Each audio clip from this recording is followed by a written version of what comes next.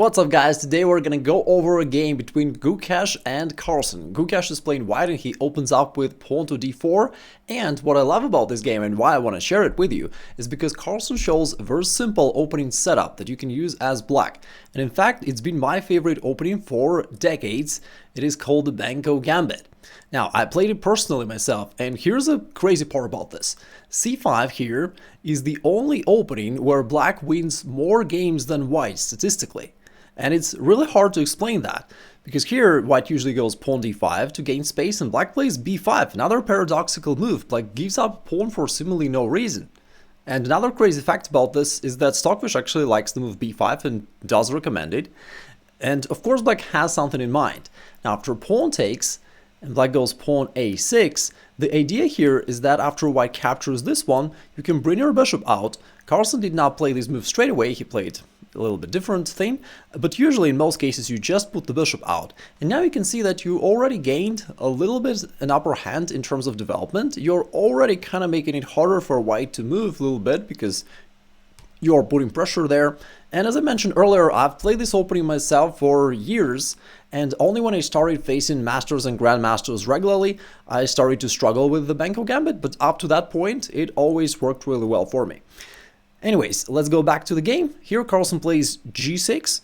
It's just to keep a little flexibility on whether he wants to capture it by a knight or a bishop later on. You know, GMs love these kind of complicated matters, but for meta models, when bishop takes a6, the most straightforward and simple move is good enough. Now here white goes knight f3, bishop g7, knight c3, black castles. Again, what I love about this is the simplicity. It's a system, meaning that all these moves that Carlsen is playing right now, like these are the same moves that you play no matter what. Then pawn d6, just to solidify your pawn structure in the center. By the way, it looks similar to the dragon variation of the still defense, even though of course the situation is different. Now white played bishop g2, and at this point Carlsen again did something fancy.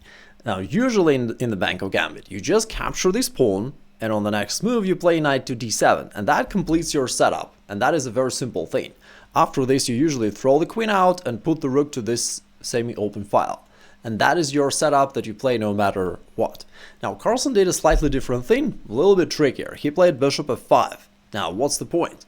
Well, he puts the bishop to this active position where it controls a bunch of squares in Gukesh's position, and therefore it kind of urges white to do something against that. And Gukesh played knight d2, preparing for e4. This time Carlsen captures the pawn by his knight, and white goes for the move pawn e4. Now it looks like black kind of wasted time putting the bishop here, but in reality, of course, Carlsen had something in mind. And his idea was that e4 actually weakens some squares here, which black will be able to attack later on. Plus, white had to move the knight to d2 to this awkward square where it blocks the bishop and the queen, therefore white also had to worsen his position to play that e4 move.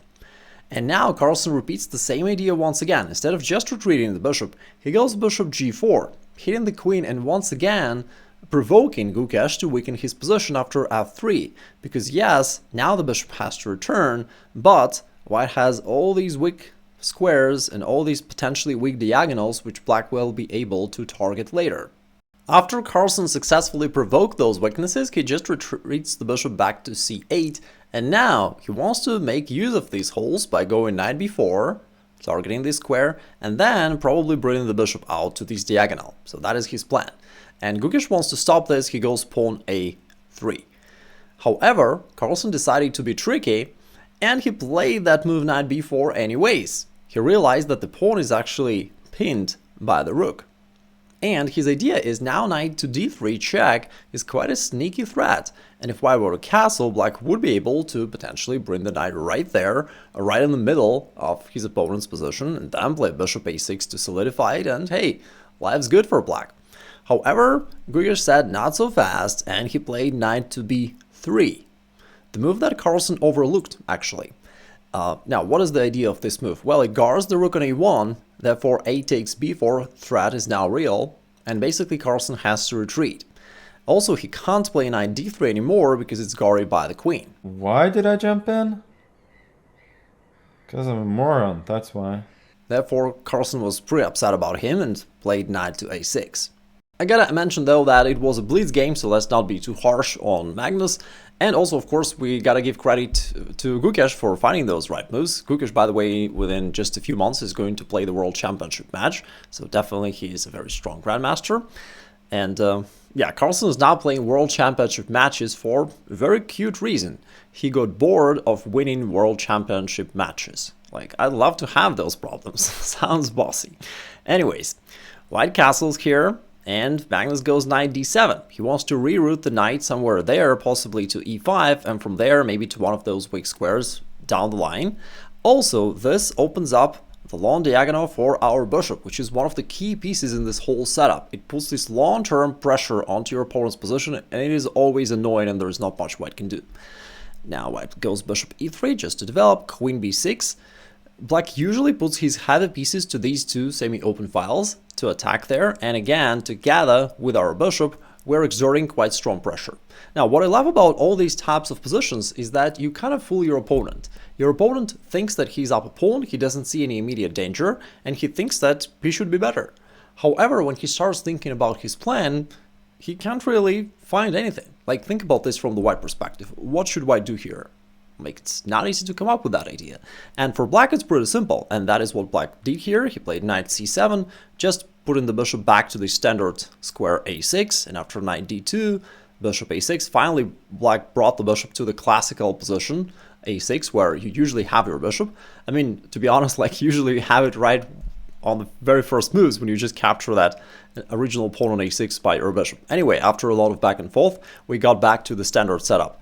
Now from here, the bishop controls this diagonal and hits the rook, therefore Gukesh goes rook f2, and now rook to b8. That is basically the setup that you're aiming for in all kinds of Benko positions. You've got your two rooks on these semi-open files, you've got this bishop controlling this diagonal, and the other bishop also is very nicely placed along this diagonal. White's extra pawn on a3 doesn't seem to matter too much, and therefore you're putting pressure, your opponent is thinking hard, putting his arms like this, getting reddish, and trying to comprehend what's going on. So that is basically the scenario of the Benko Gambit games. Now, white played bishop f1. He wants to contest this diagonal, because indeed, otherwise, the black bishop is pretty active there. And after the trade, king takes, Carlsen played queen a6, repositioning the queen to the same diagonal, queen e2, Gukesh opposes his own, and now, by the way, let me ask you about this. How would you play here if you were black? Of course, I'll tell you what Carlsen did in a second, but I think it's also a nice exercise so that you can see how strong players think while playing chess. Like, here's the deal. In an opening, we just develop pieces and that is more or less clear. Like, how about your middle game plan? That is one of the most common questions that people ask me. And the answer is you focus your attention on your opponent's half of the board, on those last 4 ranks, and you ask yourself, how can I go there and create threats? How can I take something or attack something? And that is how you find proper moves. Therefore, the first moves that you consider are like either queen takes here or bishop takes here, because those are the only moves where you can actually capture something on your opponent's territory, like without just losing material. And if you can't play those moves straight away, or if they're ineffective, then you ask yourself, okay, so how do I prepare such an attack? Like maybe you play knight e5 and then you go knight d3 on the next move. In this case, you attack not in one move like straight away, but in 2 moves. Either way, that is also very effective, and that's how you come up with middle game proper attacking moves. With that thing in mind, Carlsen played bishop takes c3. By the way, if you want to know more about this right way of thinking, I've got a dedicated free masterclass that you can attend by clicking the link below the video in the description, where I share more about this, like how to think so that you can find right moves yourself. Now, here after this trade, Carlsen realized that, hey, this pawn on a3 is now hanging, and he happily grabbed it. Now, of course, critics would say, you know what? You voluntarily gave up a pawn right at the beginning of the game, and then you spent so much effort just to get it back. Like, brilliant idea.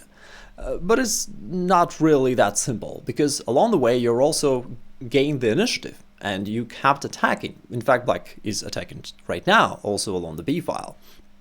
And therefore, usually if you could get your pawn back, and you keep attacking, that already means that your opponent is in big trouble. And that is quite the case here. Anyways, white trades rooks. Now he needs to guard this pawn. He goes pawn to c4. By the way, how would you play here if you were black? You can try to guess the moves of Carlsen. And we follow the same logic, right? We focus our attention on opponent's half of the board, ask ourselves how can we go there and create threats. There are a bunch of moves there. You could infiltrate with the rook, you could consider some checks by the queen, or maybe the knight can come forward. And basically all of these moves look pretty good. Like rook b2 seems pretty annoying, maybe that's the move that I would play. Carlsen played knight e5, which also looks very promising, because from here knight d3 feels also very annoying. King g2 is what I played, just trying to consolidate, and now rook to b2, pinning everything along the second rank. Gukesh played pawn f4, and now there was also an interesting moment that shows that we all are human. In his stream, Carlsen considered either knight to g4, because that deflects the queen, and then we can grab this bishop, or knight to d3, so he considered these two options.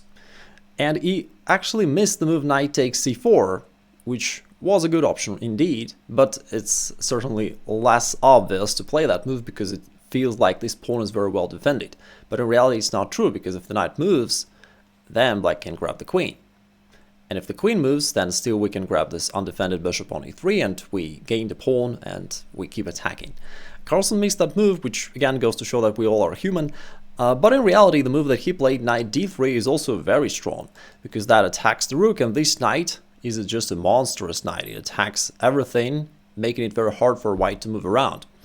Now, the rook has to go. Gukesh is trying to take chances, and maybe he wants to move the bishop away and somehow attack this pinned knight on d3. However, Carlsen found an elegant solution. He just brought the queen closer, which, helps him to keep infiltrating and putting more pressure, but also it ties the bishop down to the defense of this knight on d2, because now black attacks it twice.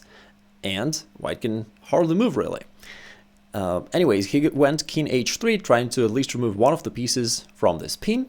But now Carlsen played queen takes c4. A little but elegant tactics. It's not a queen sacrifice, because if Gukesh took the queen, Carlsen would grab the white queen on e2, and therefore he'd still be up a pawn.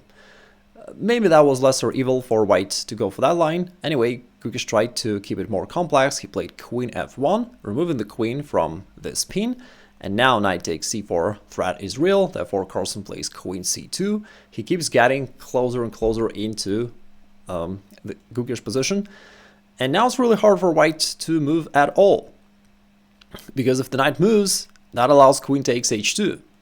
The bishop can't move because it's got to guard this knight on d2. And the queen and rook, like the rook has no squares, and the queen maybe have a few squares to move to, but it doesn't really do much. And therefore, Gukesh has kind of got into this dead end. He played e5, just trying to complicate matters, but now knight takes d5 simply, putting pressure, and after f5 and knight takes c5, Gukesh resigned because that was too much of pressure on him. It's worth mentioning that this game was played in 2021. Gukesh was still young and not as strong as he is nowadays, therefore the game is not up to his current standard, I would say. But anyway, it's a great illustration of how you can play the Benko Gambit successfully as black.